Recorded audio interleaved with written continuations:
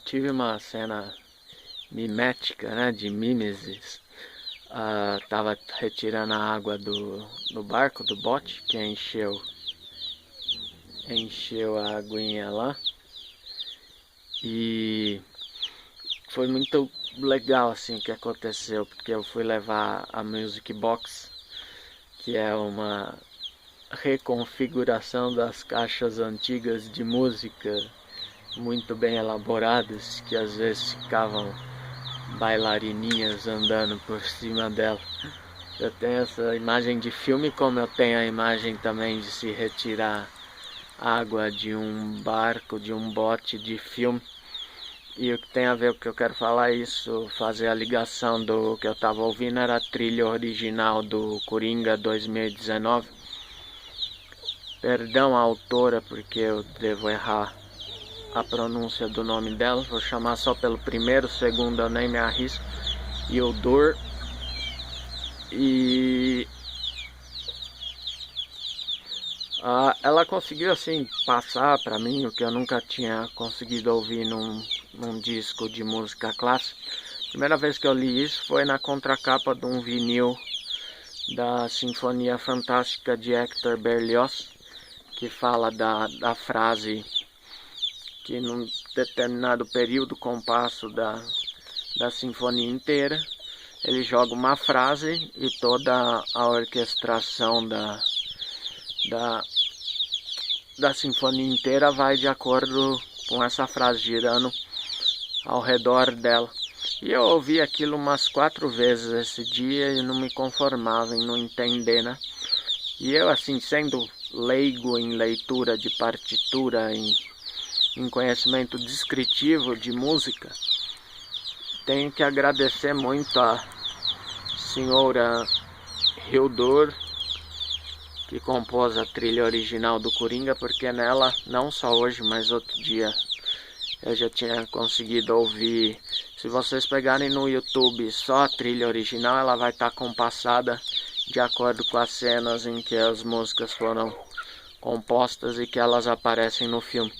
E não sei assim se todos sabem, mas para você pedir uma trilha original para alguém, ou essa pessoa ela vai ler o roteiro, né, a descrição do filme, ou creio eu que a partir que o filme vai sendo feito, vão se passando alguns teasers, alguns momentos do filme para que a pessoa componha.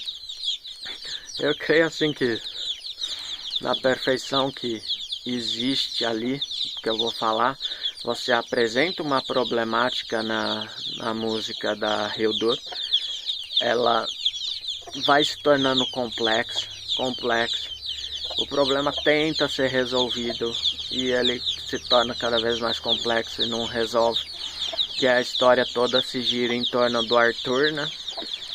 E na cabeça dele, né, é o que ela diz, que ela compôs pensando como seria a deturbação emocional dentro da cabeça daquela personagem. E creio que ela viu 2 cenas, se nesse meio tempo ela pôde ver, que seriam as suficientes para que chegasse à perfeição de genialidade que ela passou, que alguém até como eu consegue perceber,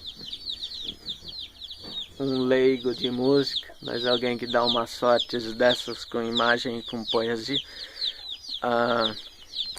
que seria talvez do Arthur entrando no escritório do chefe dele, quando ele tenta não transparecer o distúrbio dele para a sociedade, para manter um negócio que para um homem é muito importante, né, se manter num trabalho. E assim, para fazer a coisa mais mágica do insight que eu tive lá no barco, foi que me veio total a poesia do Alexander Pope. Não é a primeira vez que eu vou atrás dessa poesia, ela é o nome de um outro filme que eu adoro. Em português foi, sim, feliz a tradução que deram de título, que é Brilho Eterno de uma Mente Sem Memórias. E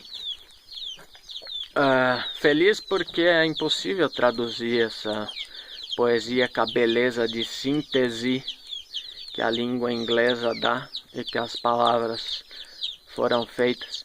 E a questão aqui desse vídeo era falar se existe um cerne aqui do que eu quero dizer, é a questão da memória, do esquecimento,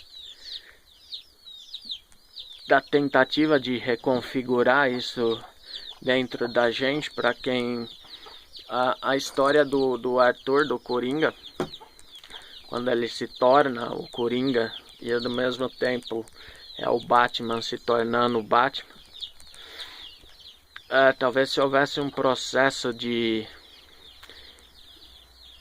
esquecimento deles, né, das agressões que essas passagens nas suas vidas levou à transformação, mais do Arthur, que é explorado na trilha belíssima disso que eu falei. Você vai ouvindo uma problemática que é apresentada, ela vai se tornando mais complexa, isso tenta se resolver, não se consegue, e a música inteira vai girando em torno disso. Se você pegar depois para ouvir só o tema principal, que daí são 7 minutos, aí é a síntese disso que a Yodur fez, um leigo em música erudita, em partitura, conseguir perceber que é como se consegue falar com algo tão abstrato.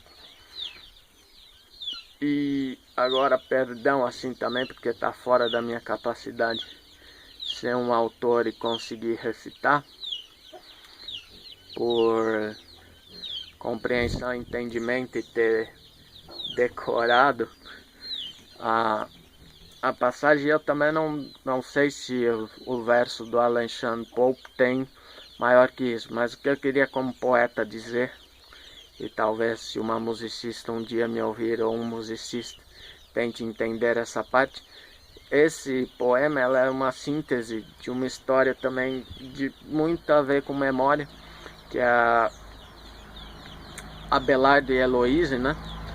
E um resumão, hein, que eu já estou me estendendo demais. A Abelardo e a Heloísa se gostavam num tempo lá muito, acho que é 1100 e alguma coisa. E aí, daquelas coisas de não poder ficar junto, o Abelardo tentou fazer com ela se declarasse freira, acho que é alguma coisa assim. E a família dela, achando que ele estava rejeitando ela, pôs a mulher realmente num internato de freira. E aí vem uma palavra que eu não sei se havia castração química nessa época. Eu vi um filme desse tempo agora que fala de um senhor que recebeu castração química porque a família dele não aceitava a postura sexual dele, eu acho. Mas apesar de ser um filme antigo, essa história do Abelardo e da Heloísa é mais antiga. Mas tá ali descrito no que eu li que ele também sofreu uma castração, virou monge. Depois eles se escrevem 4 cartas dizendo da indignação deles. E aí quando a Heloísa, já mais lá na frente, conhece o Abelardo, aí ela também se vê frustrada porque se vê vendo que ele na verdade não a amava como ela achava. Então são 2 tragédias aqui nessa poesia, muito rapidamente sintetizada, numa língua inglesa perfeita, que eu peço perdão talvez da pronúncia e do jeito de ler, mas eu quero deixar claro que eu tentei ler. Acho que eu vou tentar parar só depois que eu ler dessa poesia. Queria falar das palavras em inglês, tem uma palavra aqui pesquisando essa, eu achei uma frase de Nietzsche, não menos bela, que ele usa a palavra forgetful, que seria o esquecimento de todo. E aqui no verso que eu acho mais gritante para mim do que eu vi, sendo um autor não de língua inglesa, porque eu li em inglês, a minha interpretação é que quando ele usa forgetting por forgot, quer dizer que no forgetting ainda está tentando se esquecer, né? E o forgot já seria um esquecimento. E bom, é isso do que os espíritas dizem. O esquecimento é uma dádiva. Porque às vezes a gente ainda não tem maturidade para chegar à realidade como a Heloísa chegou.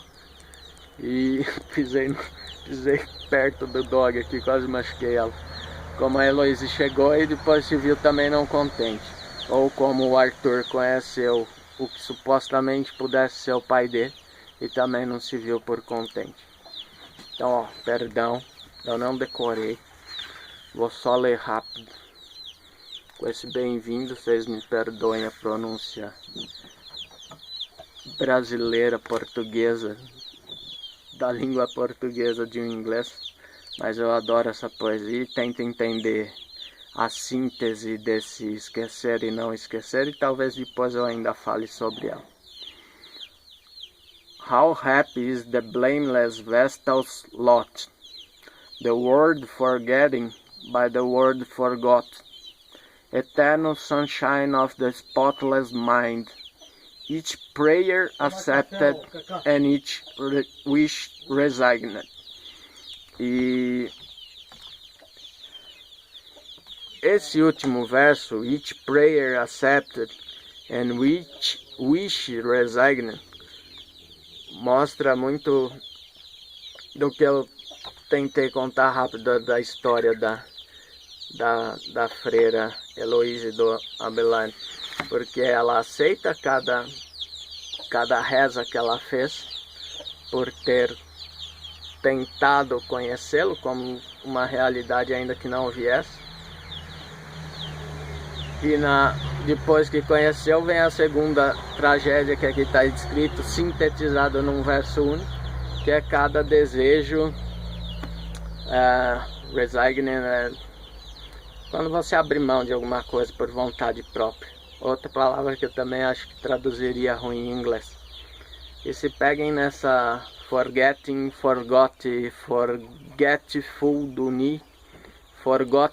Nietzsche, como em 3 palavras uma língua consegue expressar tanta profundidade. E meu sincero agradecimento a Hildur por ter feito eu entender o que é uma frase numa música erudita e como fazer uma genialidade num filme genial que é Coringa 2019. Valeu!